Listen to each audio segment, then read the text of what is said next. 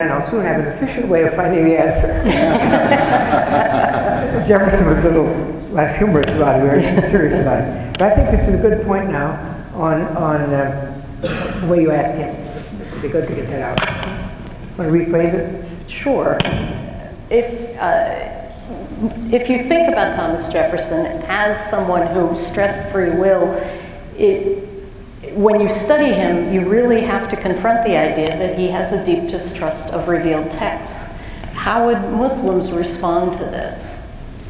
Well, first of all, to believe strongly in free will and be opposed to the reality of revealed text or accept revealed text are both possibility.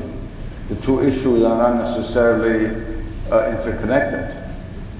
Of course, Muslims would reject the Jeffersonian position of distrusting revelation. And they would say to Jefferson, if you only trust reason and you believe in God, where does that belief come from? Reason by itself, other people who are rational reach other conclusions. So they would challenge him on that point, definitely, yes. I think one theme I didn't, and I'll close with this because I'd love to hear from people here. Yes. I really want to hear them more than want to hear me, so I think we should move on. A little footnote I think I would say is that in my eagerness to speak for what Jefferson's after and to say how little Christians contributed for 18 centuries, I want to wave the banner for our side. I am a Christian, and I really believe with Hannah Arendt that once the legal, civil thing was done, there are plenty of things in the Hebrew Scriptures and the New Testament that are just grand visions of the human soul, will, and so on. And freedom is one of the biggest words in the Scriptures for the people of God. So I don't want to leave people thinking that I'm going to check with my bishop. Yes, I think it's time for questions. Please remember to be brief and civil, but... Okay. If you have a question, raise your hand, and either Dr. Vezi or Dr. Matsky will come and find you. Here's one here. It is on. It is on. We have a sound there. Hello? No. Yep, you're good. Assalamu alaikum, Brother Nasr. My question to you is just, let me give a little bit detail. When I came to this country back in August of 1980, I went through my schooling and I took American history classes. American what? American history classes. Yes.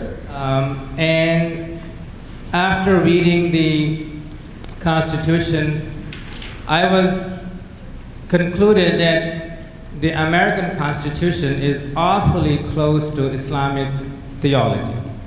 But I was not able to make a connection at that time. And for several years, I was not able to make any connection.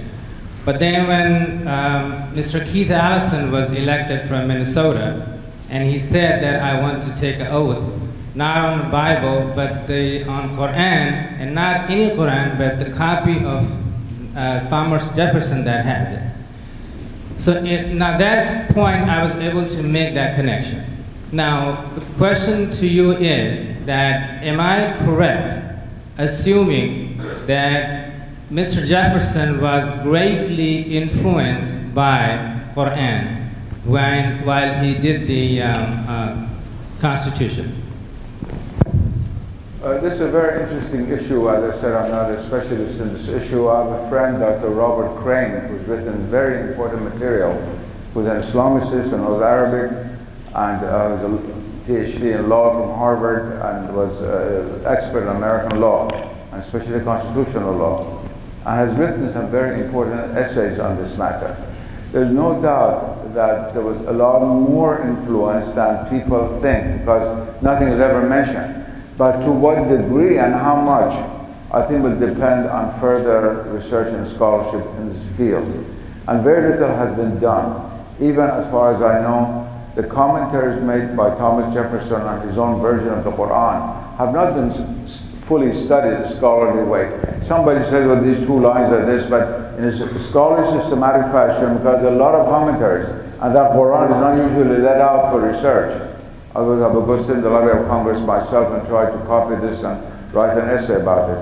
But it needs some kind of a high-level decision to allow this to be done, or have it photographed and have a study made of that, and all of the letters of Jefferson. And then there are other fathers, other founding fathers. It's not only Jefferson. Benjamin Franklin was also Freemason. The Freemasons read a certain amount of Islamic literature. They believed that Freemasonry came from medieval Palestine during the Crusades. And there are all kinds of links hidden in sort of the esoteric history of the West, which relates these organizations to medieval Templars and then to the Islamic world. And these have never really been fully investigated. But as a humble observer of the field, I say I'm a scholar of American history at all, unfortunately, I think there's a lot more influence than meets the eye, because zero, as you look at it in general history book, let's say that you took. But how much there is, I think we should, most of us should not go overboard and say we're just influenced by Islam. No, no. We will have to study it and see to what degree. Yes.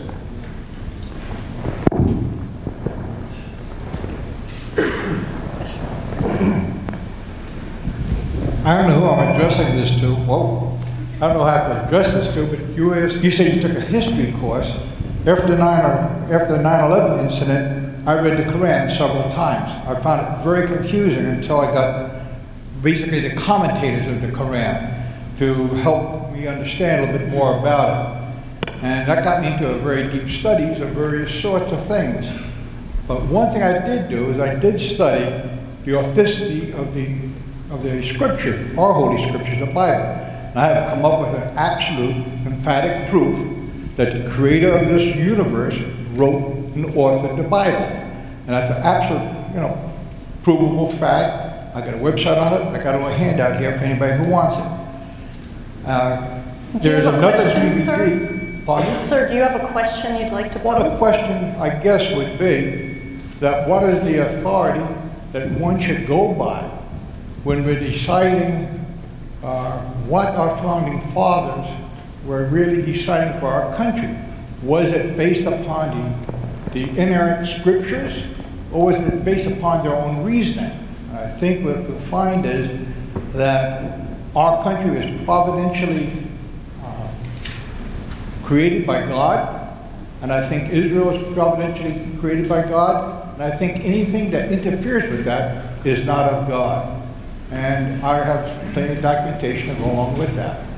And how you want to handle that, I don't know.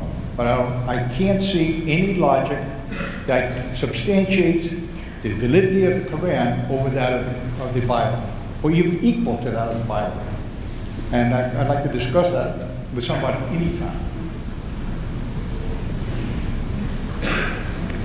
Question over here.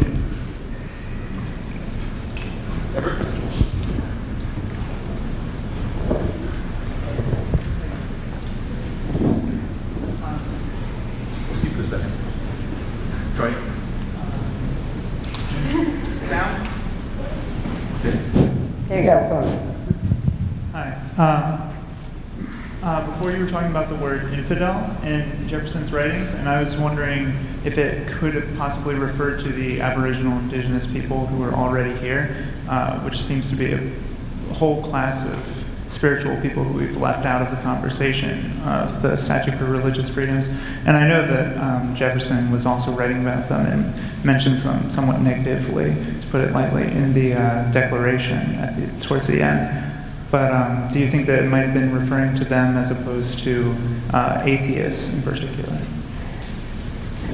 No.